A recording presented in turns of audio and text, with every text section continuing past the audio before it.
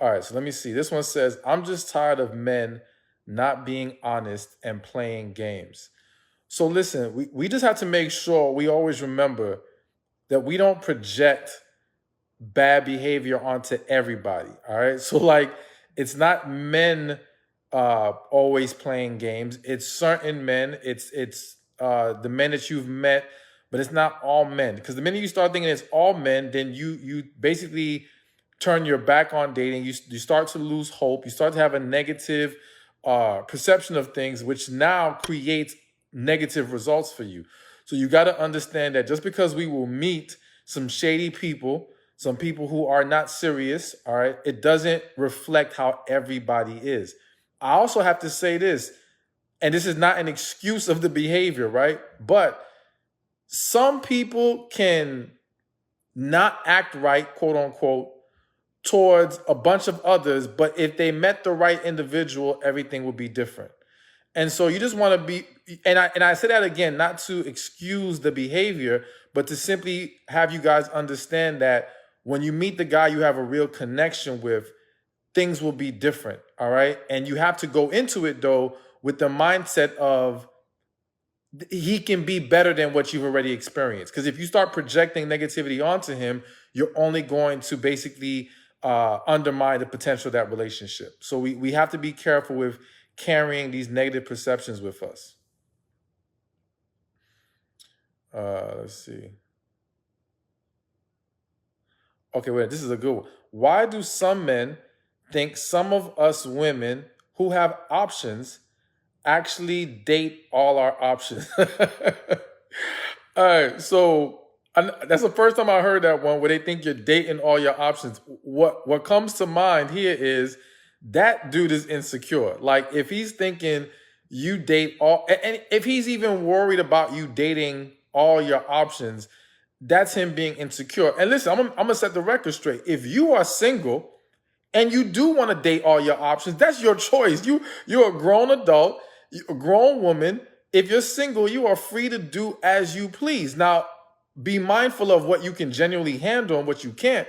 If you can't handle dating multiple options, then don't do that. Take it one at a time. But you are free to do as you please. So one, it shouldn't be his concern. But I think that's just, again, that guy, I don't think most guys are thinking that way to begin with. And sometimes people just talk a lot of nonsense, but they don't really mean what they say. Let's see here.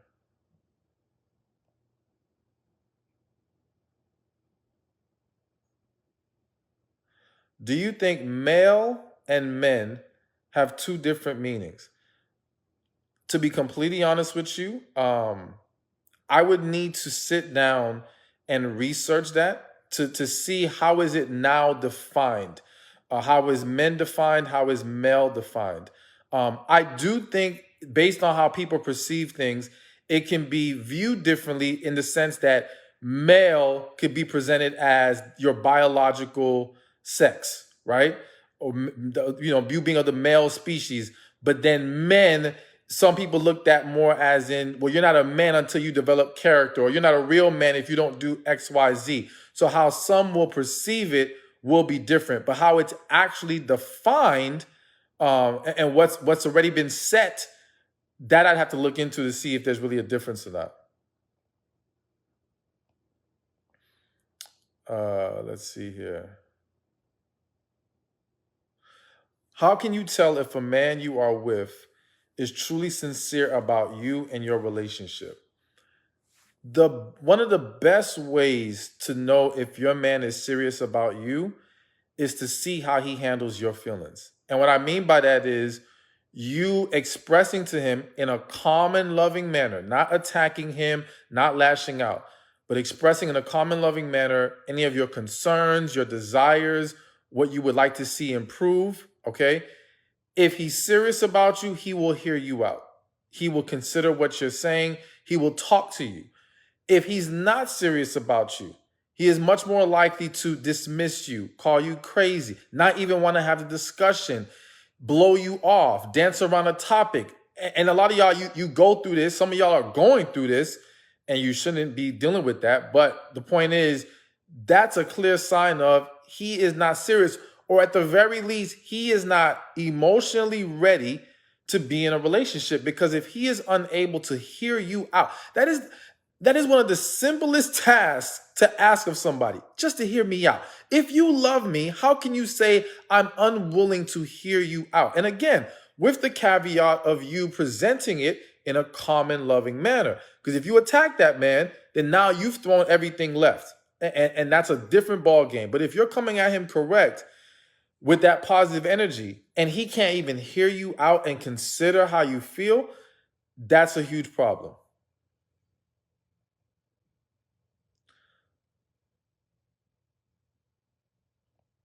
All right.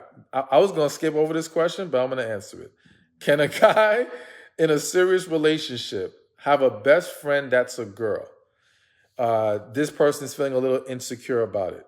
Okay, so here's the thing. I'm just going to be real with y'all, right?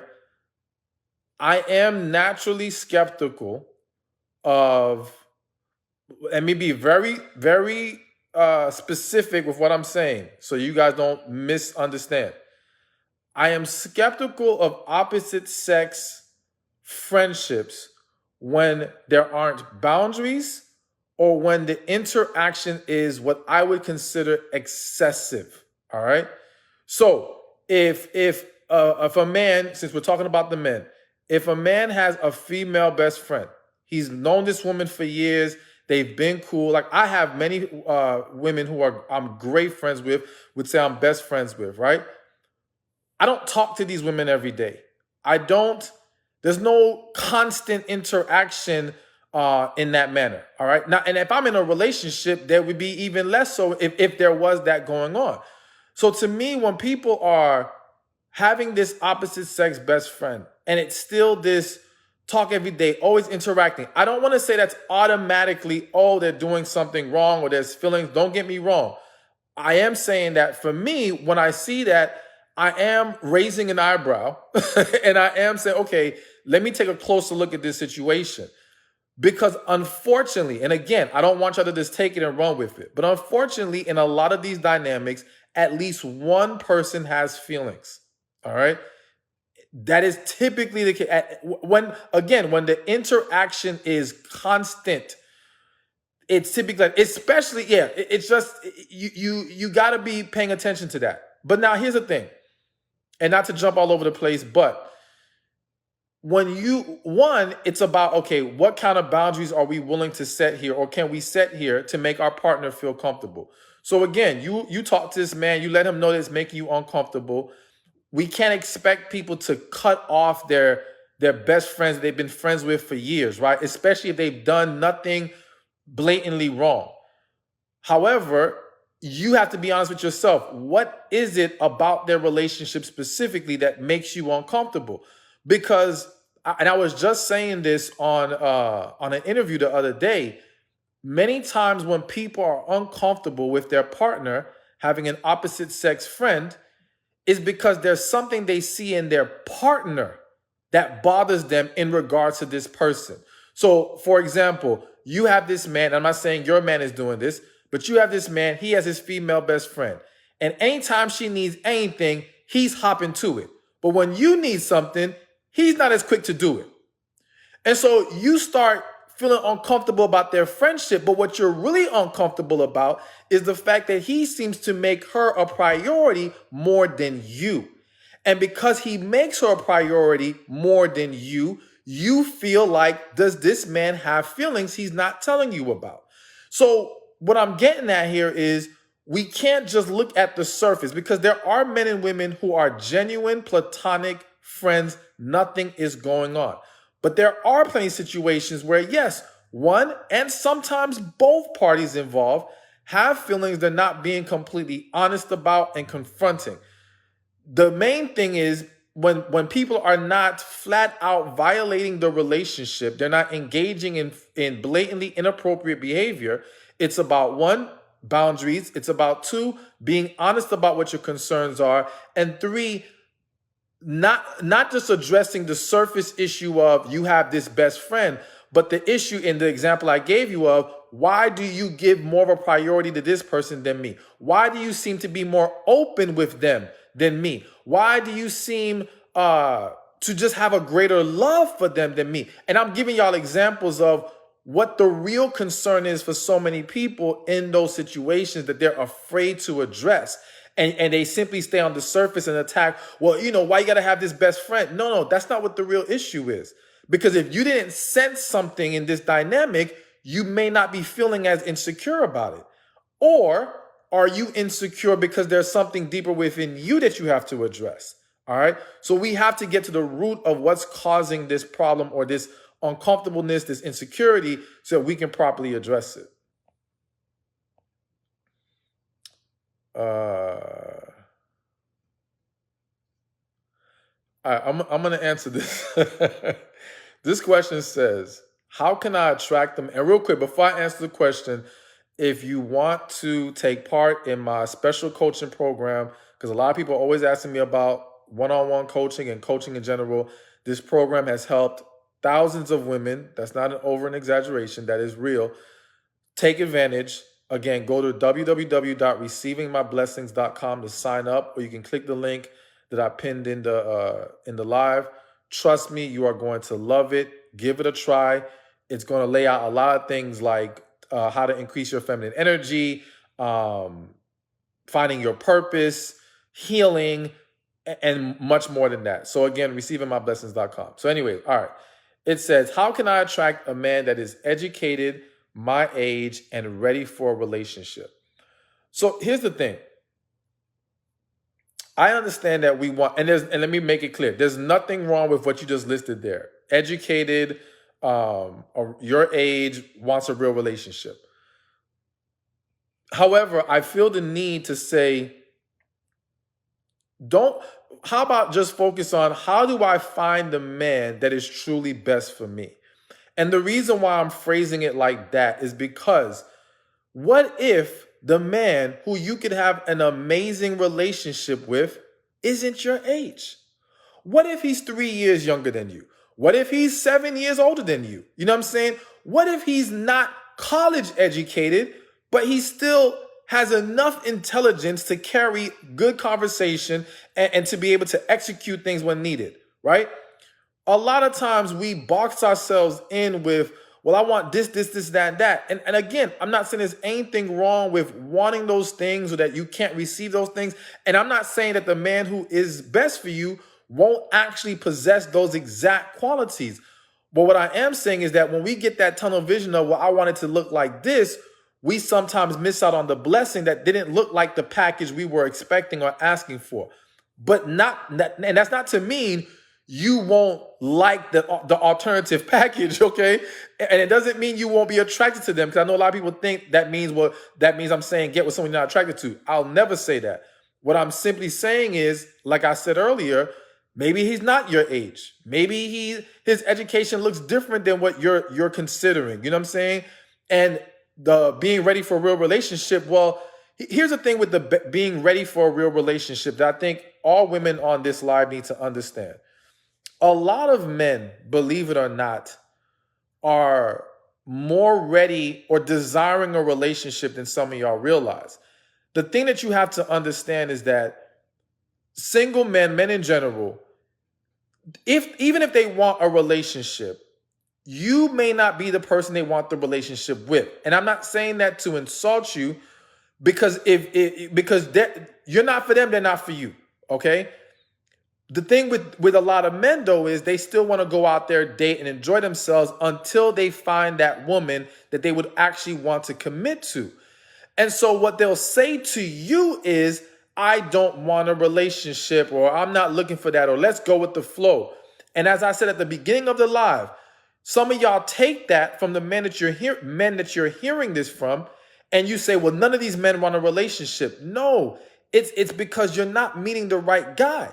Because how many of y'all have seen situations where the same man who said, I didn't want a relationship, the same man who said, I don't want to get married, is the same man that once you stop dealing with him, 6 months later, this dude is engaged to somebody.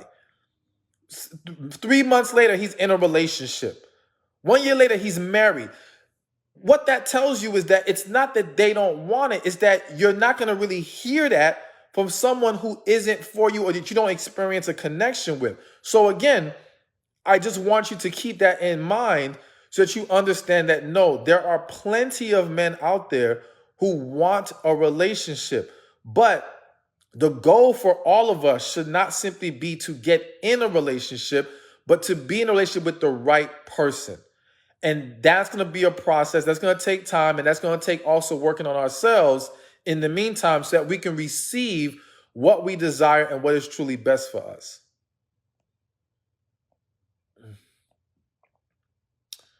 Let's see.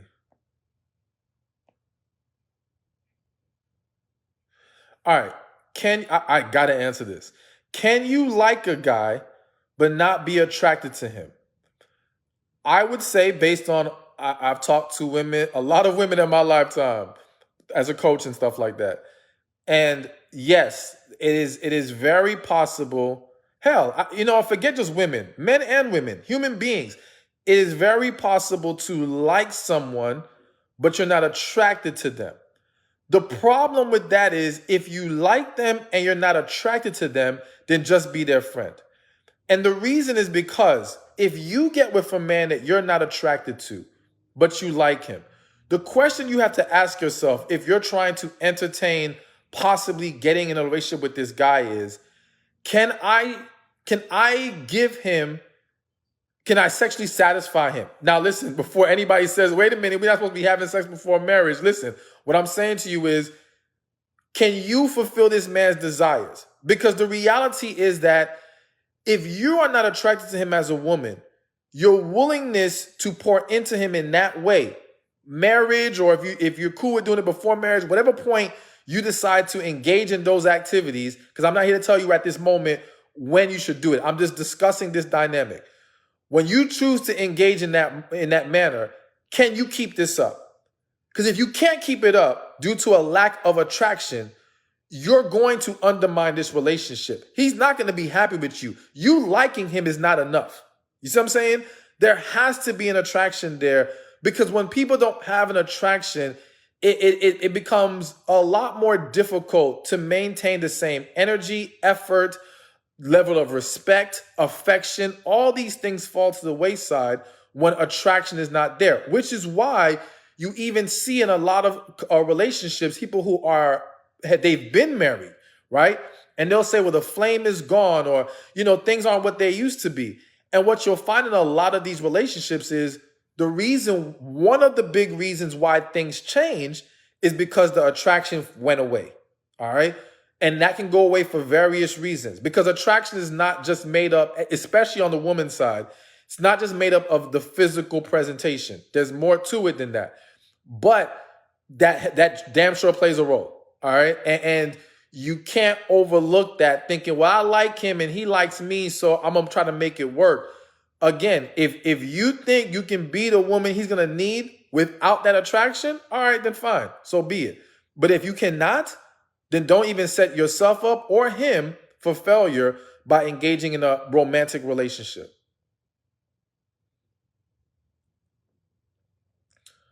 Let's see here.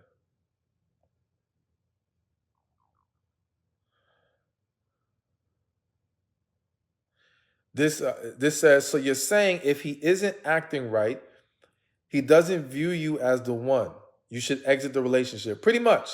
Again, you always want to address the situation first. I'm a believer in having, communication is key. I've sat down with a lot of couples, whether it be from long-term relationships or people who've gotten divorced. And many times there are tons of stories of people who have gotten divorced, broken up, that they don't even understand what the real issue was in the relationship from the other person's side, because there wasn't proper communication about the issues. All right. And so it just shows you how too many people end things without at least trying to properly talk about it. Because lashing out is not talking about it. Arguing and being disrespectful is not talking about it. I mean, calm discussion or writing a letter. If verbal discussions has not gotten you anywhere, writing a letter, but making sure you have put everything out on the table. And then, yes, If that individual is not going to correct anything, is not going to hear you out, it's not going to work with you, then absolutely, you're not the one for them, or they are not emotionally mature enough to handle what is required to have a healthy relationship. Either way, you need to let them go. All right. So this person says, I'm just afraid to let anyone else in. And listen, I completely understand. I know this is scary. It's love, relationships. A lot of you have been through a lot of disappointments. And so opening yourself up, being vulnerable, it feels scary. It feels like a lot. But the key is you've got to heal. You can't live life in fear, especially, I mean, mostly if you follow me, then you know I'm a man of God. So, or, yeah, I'm a man of God. So the thing is, like, God doesn't want us walking in fear. He wants us walking in faith. And so when you can be honest with yourself, and I'm glad you can acknowledge that you are afraid to let someone in, you got to understand that's a problem that has to be corrected. We can't just accept that for what it is and then go hide behind a rock hoping we never get hurt again. We got to understand that hurt is inevitable in life. It's about learning how to process it properly, how not to hold on to the pain and the negative energy, and how to lean on God in those moments of hurt, because sometimes what we perceive as hurt, disappointment, betrayal is God setting us on a path to something better. Sometimes that breakup is a blessing. Sometimes that betrayal is a blessing. Sometimes that rejection is redirection to something greater in your life. But in that moment, we don't process it that way. So we dwell on the pain. And sometimes, well, almost always, if we stay dwelling on it, we now don't allow ourselves to move forward in the right direction. We got to learn to release, let go, heal, forgive, and set ourselves up for greater in our lives. So I encourage you to definitely go through the process of healing and not remain in a state of being scared to give your heart to someone and let someone in. Let's see here. All right. This is a delicate topic. I was gonna skip it, but I'm not gonna skip it. My spirit is telling me to answer this, so I'm gonna answer it. It says, why do some guys dislike women with kids or look down on women with more than 3 kids? All right, so I'm gonna give you a very honest answer. And again, understand that everything I say to y'all is with love. I don't speak to offend y'all. I don't speak to hurt y'all in any kind of way or break y'all down. But sometimes the truth will hurt. And I still have to be honest with y'all if the goal is to help you in any kind of way. So with that said, why do some guys dislike women with kids? Let's start there. It's because, one, it's extra responsibility. It is baggage, so to speak. And it's not just about the kids in a lot of situations. It's now that man has to deal with your kids, and potentially that baby father, which could be another mess and burden on the relationship. All right. So that's not to some guys, that's just not an attractive situation to want to embrace and deal with. Now, I think there are plenty of men who have gotten with women with kids. So I think that we have to understand just because there are people who don't want someone that has kids doesn't mean there aren't men who don't mind. All right. That does exist. But we have to understand and just accept, all right, some people ain't with it. They're not trying to sign up for that extra responsibility. And it also, and again, this is the part that might hurt a little bit, but it's being real.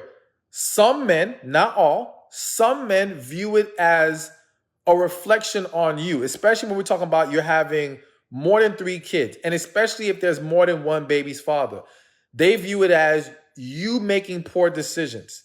They view it as how you set yourself up in this situation with these men. Now, of course, it takes 2 to tango, but I'm just telling you what the perception is from some of these men.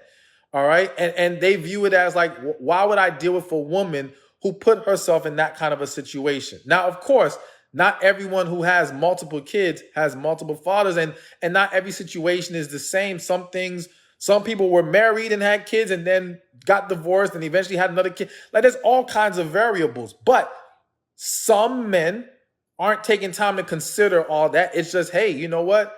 They're not with that. They don't see it. So again, don't internalize that to where now you lose faith in your ability to receive a relationship because you have kids. What I do encourage, whether any man or woman with kids, is one, make sure your home is in order. And what I mean by that is, okay, if you have kids, and you want to have a relationship, make sure somebody can walk into your life not having to take on chaotic nonsense. All right. So if things are out of order, as far as, if you got rowdy kids, just being real, you got to resolve that. You got to do and I know it's not that simple for everybody. And some situations are very much out of that person's control in certain ways, but you've got to do your best to make sure things are not going to now be a burden to that individual, that they can come into a situation where you have things in order. If you have tension with your child's father, that's something to try to resolve. Again, a lot of people will say, well, you can't resolve it. Listen, I have coached people through mending their baby father, baby mother drama. It's possible. It's just a lot of people go about it the wrong way and only make matters worse rather than figuring out how to make things better. But again, that's a situation that needs a lot more discussion. But to simply answer your question, some guys they don't want to deal with it and they view it as poor decision making. And there are other various reasons, but those are some of the more popular ones. Excuse me. Let's see here. Why do married men cheat? All right, so listen. Again, I always want to throw out there, I know I sound like a broken record, but it's not all married men. Just want to make sure, not saying you said that, but just making sure everybody understands. I don't want people thinking it's just, that's what married men in general do, right? But are there married men who cheat? Yes.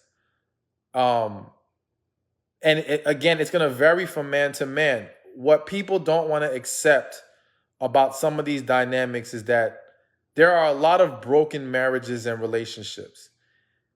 And unfortunately, people aren't always willing and ready to leave their relationship despite not being happy in it for various reasons. It could be kids, it could be finances. There could be other factors at play, you know what I'm saying? And so, and for some of them, they're still hoping that things will get better in their marriage or relationship. However, in the meantime, and again, I'm not saying this to excuse it, I'm saying it to explain it. In the meantime, there's desires that they have that they want met that isn't getting met at home. That's some of the situations. Now, are there people out there who are just greedy and want more? Yes, there are, all right? But I would argue that most situations of infidelity, there is some kind of disconnect at home. The idea, whether it be a man or a woman, the idea that people are getting everything they could ask for at home, but still constantly cheating is a very inaccurate perception. That is not, I'm not saying it doesn't exist at all, but that is not the majority of cases. The majority of cases is there is some kind of disconnect. And it's not always necessarily starting from a sexual place. There are some situations where the man does not feel supported. He does not feel believed in, loved, any of that. He feels very disrespected, to be quite honest with you, at home. And when he's out in the streets or whatever you want to call it, there are women who are feeding that need. And it starts off in getting that need, that emotional need met, and then turns into a sexual interaction. All right. Again, I'm just explaining what happens, but there's a lot of different things that goes on. At the end of the day, we also have to understand this. Part of the reason why a lot of cheating is happening is because a lot of people got with the wrong person from the jump. A lot of people, and since we're talking about married, a lot of people are married to the wrong person. That's just the unfortunate, hardcore truth. And when you marry the wrong person, you are pretty much setting yourself up for somebody at some point cheating in this relationship. All right? At some point. And it's just a sad situation, but we have to be mindful of, this is why I'm so big on connection. This is why I push the whole thing about waiting for that person you have a connection with, because I have yet to find a couple where cheating is occurring and these people have a connection. I'm not saying that doesn't exist, but again, most of these situations, the vast majority are involving two individuals who never really had a connection, but got married anyway. And to me, it's no surprise that somebody in the situation starts cheating. Once again, quick reminder, if you want any coaching, join my special coaching program. Go to receivingmyblessings.com. You are going to love it. So let's see here.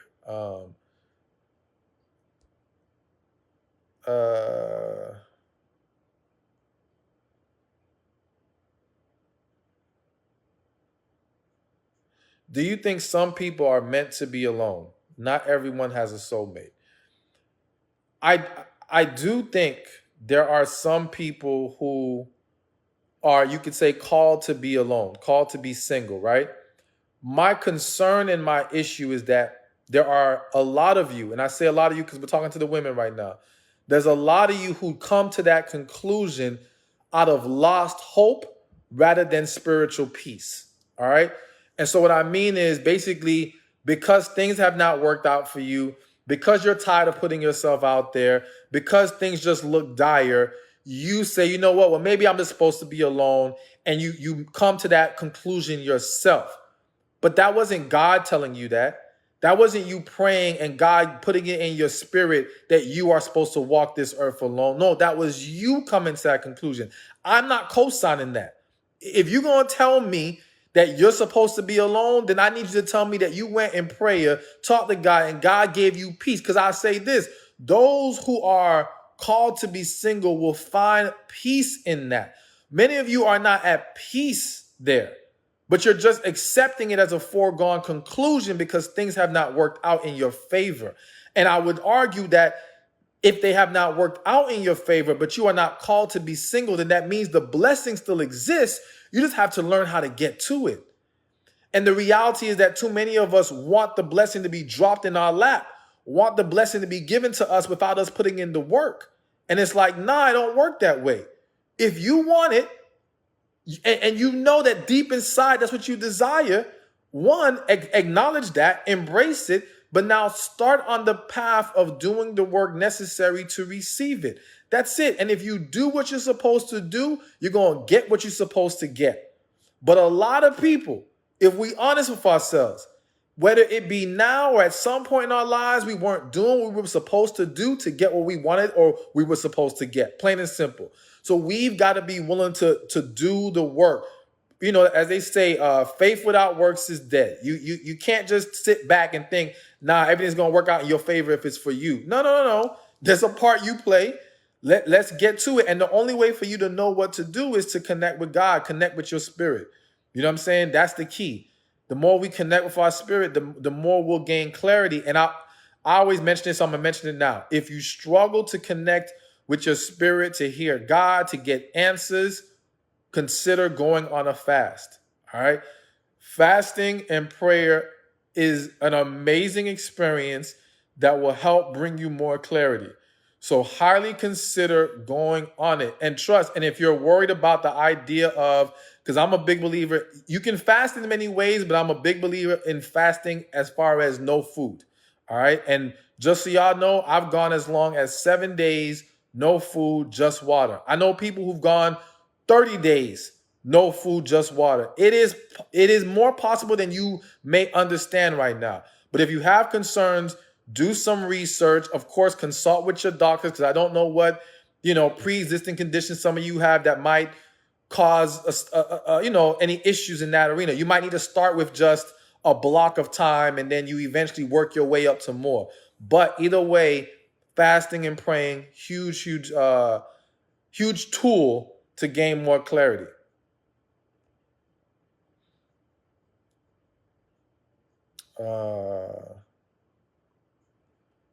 Let me see here. All right. How about when they say I love you, but yet you do nothing together and nobody knows you're together? I was about to curse. Words don't mean a damn thing, okay? Words don't mean a damn thing. And don't get me wrong, words are great when words are combined with action. All right. And even though we say action speaks louder than words, I even need the person who's showing you the action to put words behind it too. So someone who is serious about you, who loves you, should be able to say it and show it. If one of those things is missing, there is an issue that needs to be addressed and corrected. But now in your specific question, you said they're saying it, but they're not showing it. That ain't good enough. That's not going to work. And at the end of the day, but you have to make sure you make your desires known. Have you let it be known that you feel some kind of way that you guys aren't doing anything together. The whole hiding you is already a huge red flag. If nobody knows about you, a man who loves you does not hide you. Plain and simple. All right. And I know that might hurt hearing right now in your position, but that's just the honest to God truth. A man who truly loves you does not hide you. There better be a hell of an explanation for that, for me to even consider anything different. But ultimately, this just sounds like a very unhealthy situation. And yeah, if he can't show you with action that he's serious about his love, then it's time to let him go. Let's see here.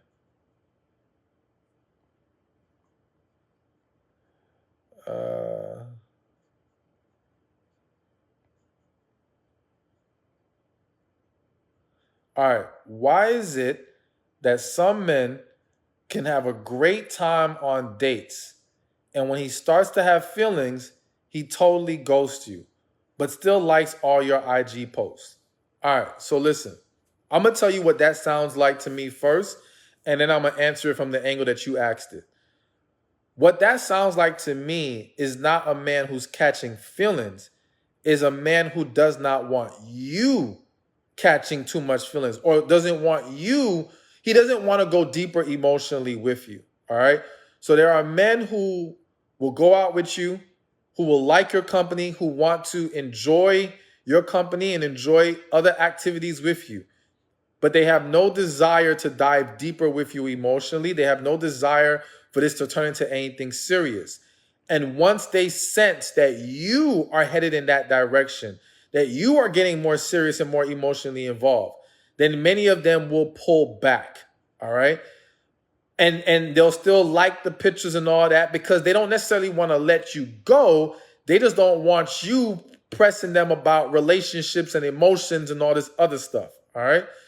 Now, that's what it sounds like to me, and that's what I believe it actually is. However, you said, and maybe you have your reason that you believe that they started to actually catch feelings, okay? It is possible, though I will not say it is as common as some want to believe. It is possible that, yes, man meets you, he's enjoying it, he's catching feelings, he's like, damn, you know what? I'm not ready for this within myself. Let me pull back because I can't handle that right now. Not because I don't want this woman, but I don't know where I'm at yet emotionally. That can happen. That can happen. But in more times than not, he's not trying to go there emotionally with you, but he wants to be able to enjoy you casually. Let's see here.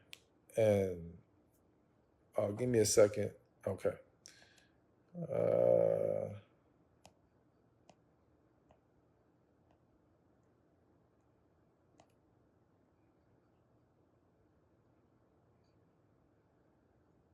Is it too late to date someone who's been a widower for less than 6 months? I am not a believer in focusing on the time. I focus on the work. And so what I mean by that is, okay, it's been 6 months. The question is, has he healed? The question is there anything still lingering from that situation, from that marriage, from the passing?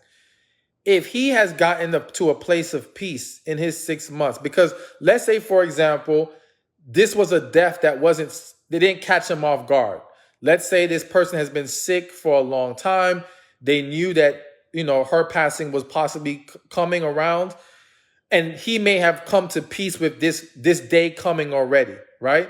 So he knew he would be in this position. He may have already started the work of healing and getting to a better place about it. he's not going to need a bunch of time after the actual passing to now get back on his feet, because the process started for him before. And I'm giving an example here. Whereas for somebody else who was completely caught off guard by somebody's passing, it becomes less likely, not impossible, but less likely for them to have been able to fully be ready within that 6 months period. But again, it's not really about the time, it's about the work.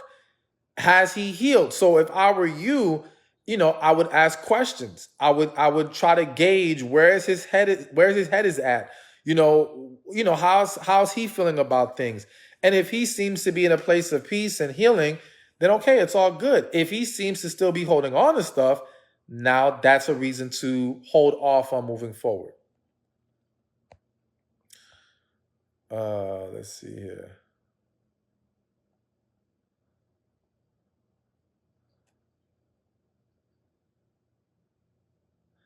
Why do men get off on making a lady cry? So again, not all men, but I have to acknowledge that there's a reality that there are some men out there who do enjoy putting women through crap, who do enjoy seeing women suffer. And the reason is because these are broken men. These are bitter men. These are men who have been hurt and never healed, and are now taking out that anger, that resentment, that animosity they have towards women due to what happened to them onto other women. They have this vendetta against women of all walks of life because of what happened to them. And so once you start to see that someone takes joy in you being hurt and crying, then you have to understand there's nothing for you to do here and work with. You got to let this man go. There's no man that can say, I love my woman and I love making her be in pain. No. Okay, so emotionally in pain. So that's not going to work. Or physically in pain. I'm sorry. I don't want you to take that the wrong way. He shouldn't enjoy any kind of pain that makes you hurt or cry or anything like that. That's a problem for you. All right. None of that is acceptable. Let's see here.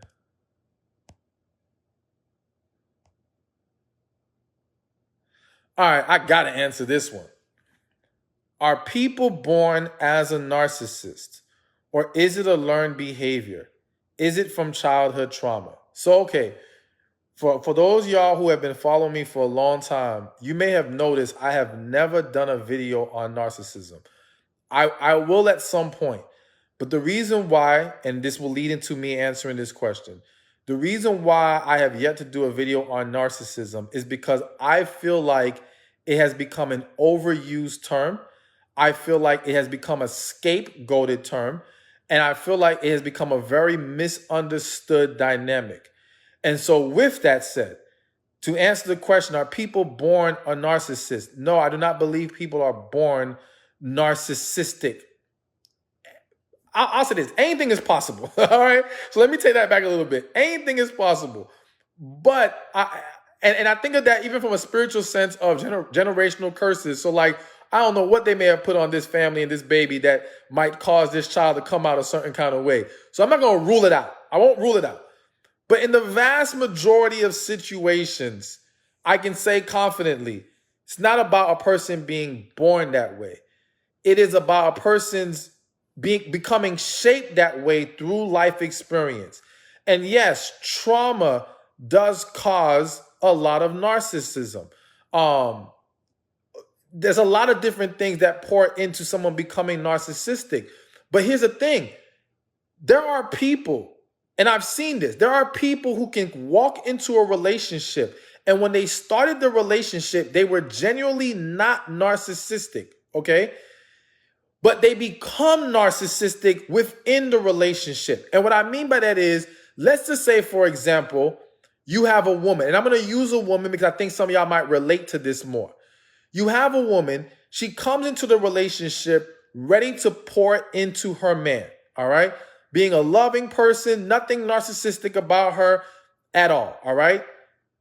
But within the relationship, at some point, she's being mistreated, neglected, all this stuff. But for whatever reasons, she's staying with this man. Maybe they have kids, they're married, whatever, okay? And at some point in the relationship, she becomes so fed up with the situation that her mentality becomes, forget this man, I'm going to worry about me. I'm going to focus on me. So now she becomes very self-centered. But again, she did not start the relationship being narcissistic, so to speak. But her behavior now may mimic narcissism because she's gotten to a place where she is fed up. Now, I am not saying this to validate it or to excuse it. But again, I'm explaining it so people understand that narcissism in many cases is a product of what this person has been through or is going through.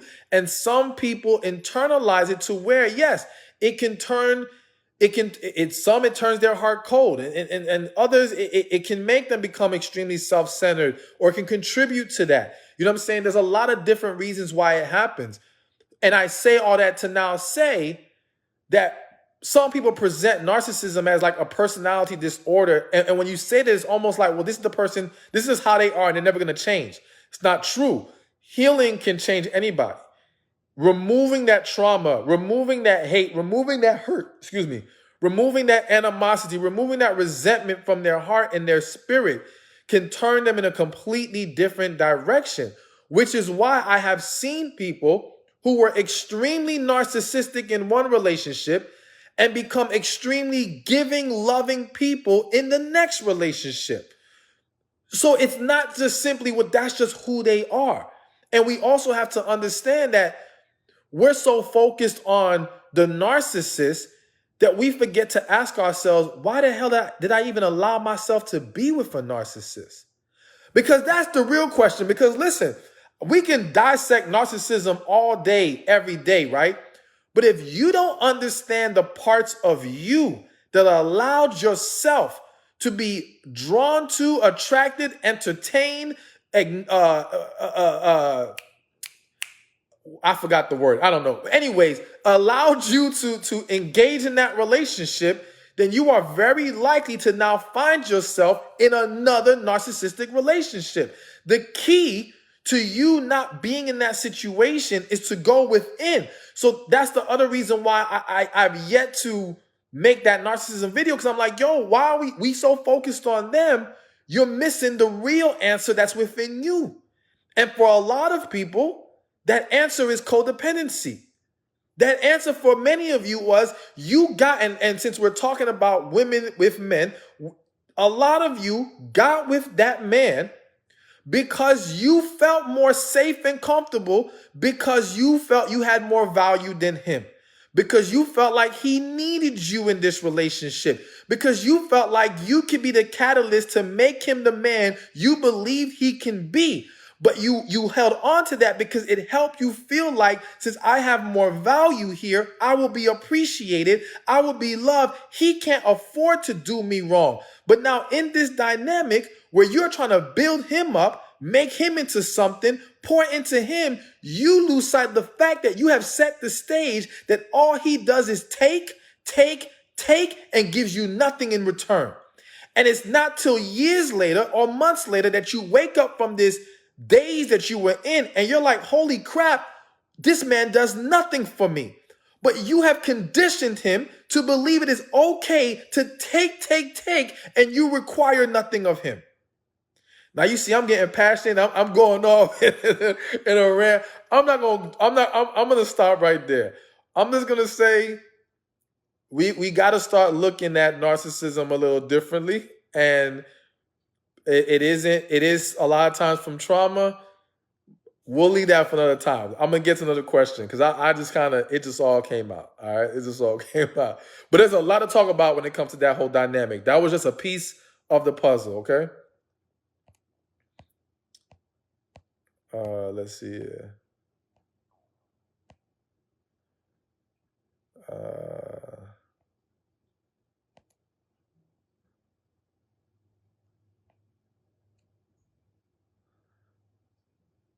All right, real quick. This says I don't want my man having a woman as a best friend. I'm his best friend. And listen, I do believe that we need to be best friends with our partner first. You know what I'm saying? But I do think we have to, like, again, there's nothing wrong with opposite sex friendships. It's about boundaries, it's about respect, and it's about, again, the real question is, are you getting what you need from your partner in this relationship? Again, many times we are insecure about that friend they have because we're not really getting what we're supposed to be getting from them in the relationship. And sometimes that friend may seem like a barrier to that. And we have to be honest with ourselves. Is the issue is not really the friend, it's their lack of proper treatment of us. It is their unwillingness to be as committed to us as we want them to be. It's their inability to make us a priority the way that we want them to be. Let's focus on the real issue here. Because if we solve that, then you're not going to be worried about that friendship. But when there's things not being what they should be in that relationship, everything starts to look fishy. That's the whole thing people have to understand. When you are in a relationship and you're not getting what you need and what you desire, and there's a disconnect, now everything else starts to seem shady, starts to seem fishy, starts to seem like, well, what's really going on over there? Because if they're not giving me what I need, who are they giving it to? That's what you start thinking. You know what I'm saying? So you got to focus again on the real issue there. Let's see.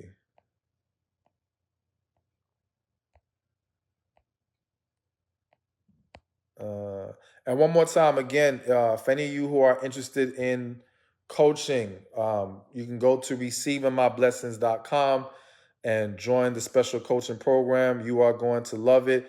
Healing, feminine energy, finding your purpose, meeting quality men, all of that, you get it in this program. Let's see here.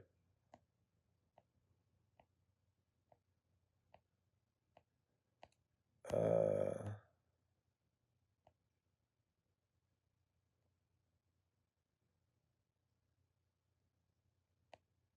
right, when a man tells you that they like you, but they're not ready to be in a relationship right now, how do you view that? All right, listen, sometimes that's a genuine thing.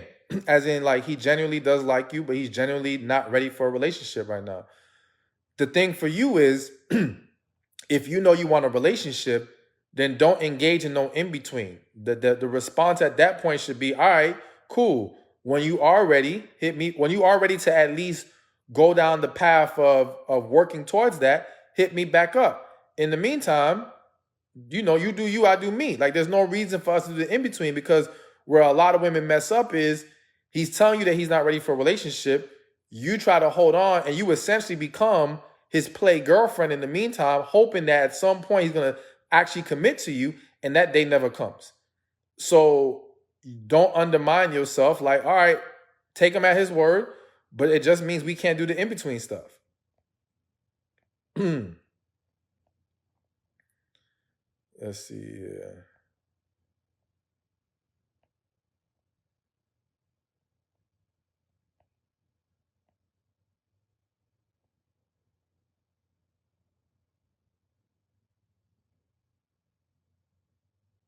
Why are men scared to put a female in their place when she clearly sees he is in a relationship? All right, I'm gonna answer that from two angles. At least this is what popped in my head or on my spirit, right?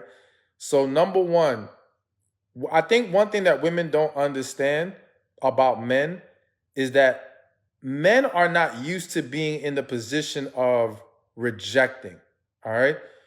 The way society has been set up for decades is men having to approach women, men having to pursue women, men having to make their interests known, right? So women are much more accustomed to rejecting, to passing on advances, things of that nature. So it's easier for them to then carry that, to execute that in any dynamic, because again, they're comfortable in that, not comfortable, but they're used to it. Men are not used to that. So that's one of the reasons why I have a video about why women shouldn't pursue men. And one of the points I make is that he's afraid to tell you no. Like, sometimes if you pursue, a man will let you pursue even though he's not really interested, because he doesn't know how to reject you. You know what I'm saying? Even when he's single, he does, and he has no interest, he may not know how to reject you. So sometimes, again, not always, in regards to the specific question of why he can't put that woman in her place when he's in a relationship, or when that woman knows he's in a relationship, some men are just not comfortable in that position. They don't know how to just reject and put their foot down. I'm not saying that makes it okay and validates it. I'm just explaining to you how some men are very uncomfortable with that. All right. And then the other angle to this is he don't want to reject her. He may like that attention. He may like whatever she's doing despite knowing she's in a relationship. He may enjoy her flirting. Hell, he may want something to happen. I'm not saying automatically jump to that, but that is another angle that exists. You know what I'm saying? So again, just giving y'all honesty from both angles. Let's see.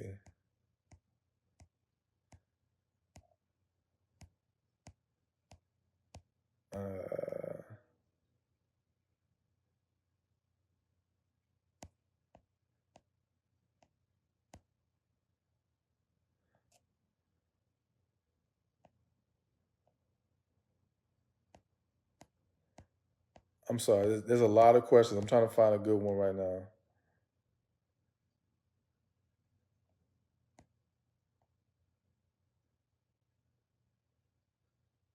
All right, real quick. Since this whole dynamic keeps popping up. This person says, I have a platonic male friend for 30 years. We are each other's sounding board.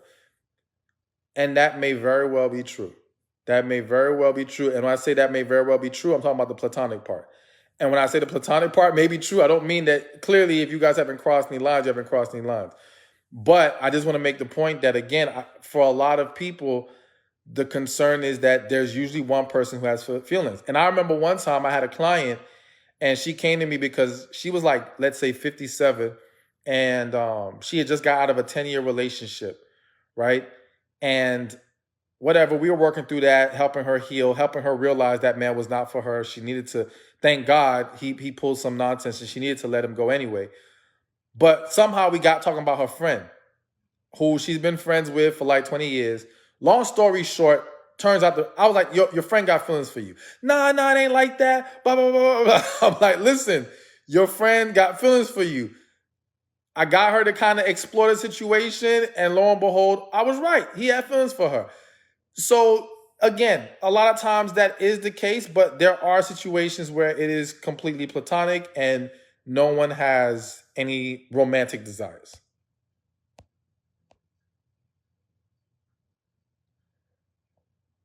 Let's see here.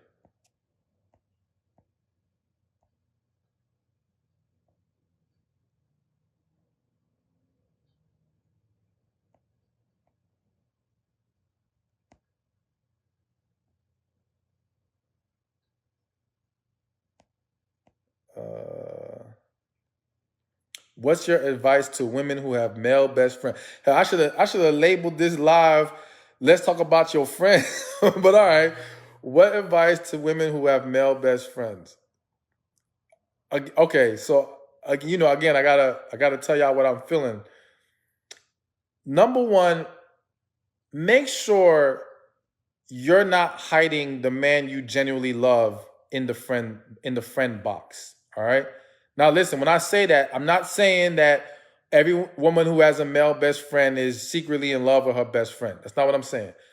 But what I am saying is that I have seen many situations where the man she truly loves is the best friend, but because of the fear of potentially losing a friend, because of the fear of having to be in the vulnerable position of a romantic relationship with this friend, she rather keep him in a safe place, which is the friend as friendship.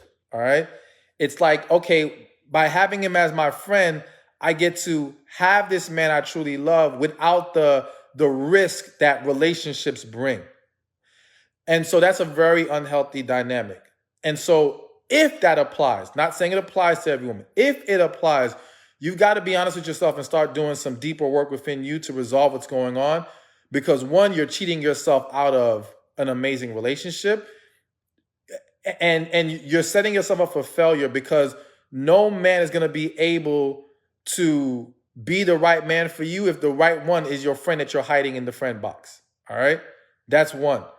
But then on the other side of that, make sure you're not using your friend as a pseudo boyfriend.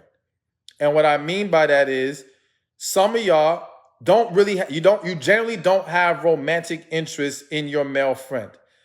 However, he feels an emotional need, all right? And he allows you to have a level of companionship that you desire from a man, again, without having to put yourself out there and things like that. So some of y'all are hiding behind your friends. Some of y'all don't realize that because you are relying so heavily on your male friend, it's basically hindering your process of actually receiving the guy you can have a relationship with. And you have to also be careful because, again, in many cases, not all, that man is so readily available to you because that man secretly has feelings for you. And he's hoping for the day for you to wake up out of what he feels is a slumber to finally realize he's the guy for you. And so this is why, again, we have to be mindful of the level of interaction we have and how we're using our friends.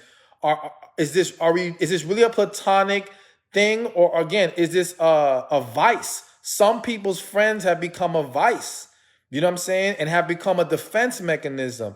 And you've got to be careful of what you're really doing here. And then also, some people's friends, some women's male friends, have become a buffer. And what I mean by that is, you in this BS relationship with this dude who doesn't give you what you need, who isn't the man who's truly for you, but you tolerate his sorry behind because you get what you need from your male best friend. So essentially, your approach is, since I basically combine these two men together to have what I need, but I keep this garbage boyfriend who should not be there because my male best friend sustains me emotionally. But if you lost your male best friend, you would not be able to tolerate your boyfriend any longer. So your male best friend has literally become the glue that keeps your, and I say this respectfully, your unhealthy relationship together. All right? Be mindful of what's really going on. Be mindful of how genuine you are about your friendships and what needs to happen, because trust me, in all my years doing this, I've seen a lot of different scenarios. Some that y'all wouldn't believe, all right? And so people got to start getting real with themselves about what's really going on. Hey, thank you for watching this video. Be sure to check this one out right here, and I'll see you there. A man who's serious about you is going to be a man who strives to be consistent in his actions. Not just strives, he just will be there. And if for some reason you don't feel like he deserves your respect, then